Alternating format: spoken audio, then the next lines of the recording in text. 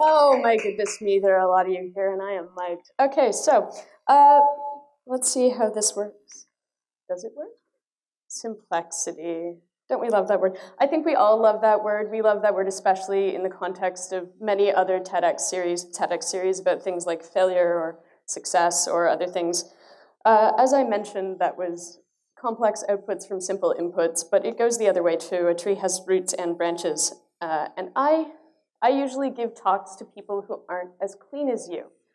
I give talks to people who are super accomplished technical people, and that means that most of them have the ability to grow their own beards, which they do, lots of beards. And I come and I talk to them from the art world, which is super easy. It's way easier than doing it the other way around. So what I usually do with these talks is that I have this thing. This is my mustache. It is facial hair of authority. I find it makes it easier for everyone if I apply the facial hair of authority. So I'm gonna do that right now. This is a technique from climbing. It helps you talk to strangers. So just give me 1 second. Oh God, piercing your own nose on stage. Okay, so that's how that looks. But there's a little bit of a problem, and that is that in my nerves, before coming to talk to you today, I snapped mine in half. So now, I'm gonna have to just speak to you for myself. That's a problem for me, because this is a talk about social dis-ease. Oh, it said curiosity, that was a lie. Curiosity is a social disease. Curiosity is communicable between your friends, and if you have the right friends, you will communicate it back and forth and back and forth and back and forth. But there's a problem with that, because curiosity is also extremely disruptive. I got to come here and talk to you today about curiosity because I am disruptive. I am one of those people who just brings out the stigma in others. It's like, it's stigma, not stigmata. They both hurt. Both of them get you set aside. One of them leads to you bleeding all over the place. The other one, oh, still does, because I was a deaf kid. I was deaf until I was 9 years old, and nobody really caught it. They were just like, oh, she likes reading. She likes reading and being in a corner and sometimes yelling a lot, and we don't know why. But I was really, really deaf. So I got a chance to learn about people the other way. I didn't learn about people like you did, I think. I learned about people backwards. I learned about people by watching them. And I watched them and watched them and watched them and watched them, and I tried to find out what the rules were that they were following. And they never made the slightest lick of sense. But all the books I was reading encouraged me to be super curious. I was supposed to be finding out how the world worked, and I was a single kid on my own, and my parents were artists, and I desperately craved rules, and there were no rules. There were no rules. I mean, there was one rule, and it was please be home by midnight, and that was about it. So I was raised by artists. I was expected to move into this world of being great and creative, and I just had no idea what to do because I like math. I really thought I was going to be a banker. See, I have the double cuffs. Yeah, I wanted to be a banker really badly. So the point is that I am weird as a person. I just have a lot of trouble with rule systems. So much trouble that I now program computers, because computers provide you with great rule systems. That's all they are. You just do, and it does what it says on the package. I am an octopus in a suit. Most of the time, I rumple along just fine, and sometimes a tentacle just sort of flops out. And it shows off. What does that have to do with viral load, which is how I think about curiosity? Because curiosity, once it's in you, does not tend to come out. You're stuck with it. You can contract it, you can extend it, you can get it on other people. It will make you uncomfortable because it will make you break those rules that are the rules that let you interact with other people and other people's silos. And once you're sore from the stigma, you start to be a fighter. And everybody really says they like fighters. They're lying. Nobody likes somebody who is actually going to punch you in the face one way or another. It's not really a thing they're into. So, you're weird, you're sore, you like breaking rules, you are already disruptive, and then suddenly the world tells you that disruption is what the world needs. They're lying too. They don't want your kind of disruption. They want the kind of disruption that will make them money. Well, fighters don't usually make people a lot of money. They tend to die in the ring, which is a problem. Because I have no real interest in dying in the ring. I'm not actually interested in being a disruptive person. I really love rules. I like getting along with people. The problem is that I tend to overthink the rules. I get really into it. I ask why, and it turns out that no matter what circle you are in, asking why after a little while gets you treated like a deaf toddler. You've asked why, and you've asked why, and you've asked why, and you've asked why, and suddenly the skin is breaking down, and I have always been super interested in what happens when the skin starts to break down.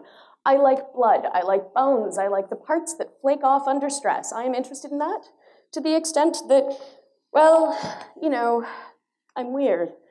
I have a jar of human teeth. I mean, I got it by asking some people on Craigslist.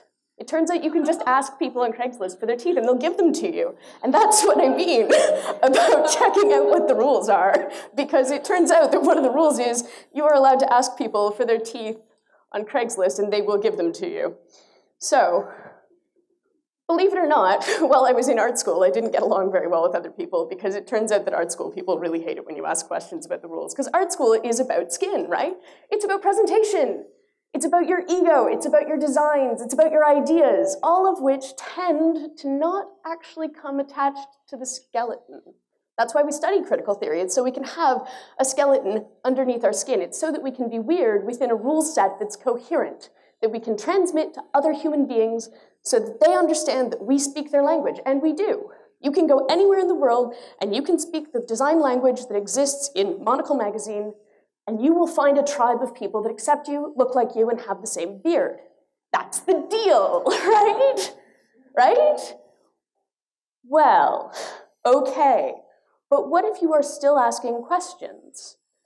If you're a fighter and you're in art school, you're allowed to fight with other people, and that's fine, that's expected. I mean, art school is also about drama. A scene, as A.A. Bronson says in that famous 1983 article, a scene is people fighting. It's people talking about each other behind their back, it's people spiting each other, it's people being involved with one another. That is what cities are about. That is what support groups are about. It's about other people. The trick is that if you make people really, really uncomfortable, eventually you will find yourself kicked out of those circles. And you have to find a way to get past being just weird. Because weird, whoops, back. Weird has a high frictive coefficient. That means that when you're weird, just for the sake of being weird, because you're just kind of being strange and you're not paying attention to it, that takes a lot of energy. You know what a frictive coefficient is, don't lie to me. I know you were forced through high school physics at least 1.5 times. You know what that means. It means it's rubber on the pavement, not a steel ball bearing on marble. So, if you're weird and your work is weird and you like weird and weird is a thing you do, you have a choice. And the choice is that you end up going into one of the subcultures that you already know and you know the details of those subcultures. You really do.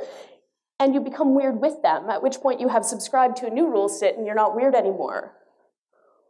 Or you form your own circle of people who are weird like you or are accepting like you or who are also interested in curiosity itself, disruption itself, as a practice. The trouble is that sometimes that will also get you sick. Because being too disruptive, being outside of rule systems, fighting against social networks, those things can make you sick. They make you sick at heart. They make you sick in your soul. They make you kind of not want to get up in the morning because, oh my God, are you going to have to just fight with that professor again to get your ideas out there? And you might. Weird has a high frictive coefficient. So as people who probably pride themselves on being weird, probably you don't fit it, probably you did not want to grow up to be a banker, I'm guessing. I mean, I might be wrong. You might be like me. As people who suffer that, your job becomes, once you leave this place, once you leave these supportive talks, to find a way to reduce your frictive coefficient of normalcy to the point where the work you want to do is usual for your group of friends because weird is something else and weird is circumstantial. You are only weird in relation to the people you hang out with, which means that when I joke about flamethrowers up there, that's because I am the least interested in flamethrowers out of my circle of friends. I have the lowest qualifications possible. I am the least likely to say napalm sticks to kids, which is an actual safety guideline once you start hanging out with flamethrowers. Napalm sticks to kids, people. If you want to build flame effects, no liquid fuels. Napalm sticks to kids. That's weird and a joke to you, but to us it's a really big shibboleth. It means you are one of us. So what you're doing when you leave art school is you're looking for a way to make a group of people who will speak the same secret language as you do and who will find the same things funny, but not so funny that you stop making new things. That's the point of making circles of disruption and circles of similarity. Diplomacy is talking to aliens. If we talk to people who make us comfortable, if we don't talk to people who are utterly disorienting, we don't learn new things. Weird is not enough. Nothing is weird once you start hanging out with people for whom that's normal. That's where church comes from. That's where your school, right? But what are you in right now? You're in a church listening to somebody talk to you. Church of common ideas. It's not enough to believe in the other people who believe in the same things you do. You will never make interesting artwork.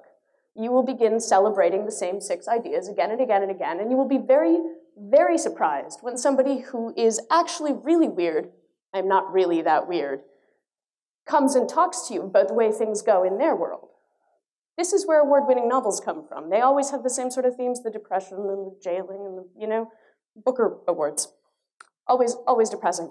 That's because those books are talking about worlds that the people who give the awards to somewhat can't imagine. They're fantasies. If you talk to the people for whom those are real worlds, you very quickly start to get interesting news stories, which are stranger. So, I think that I've gone through my first main 3 points, which is weird is circumstantial. Weird has a high frictive coefficient. It's hard to work with people who you don't get along with. And weird is on its own not enough. So, how do I sum this up? You want to find other people who make you uncomfortable. Then, you want to make friends with them. Then, you want to make things with them. Then, you want to have adventures with them. You want to start celebrating things with them. Oh, look at that. That's an autophage. It eats viral load. That's how you contain the weird. You make communities out of people who aren't like you, and then you can be disruptive too. Thanks.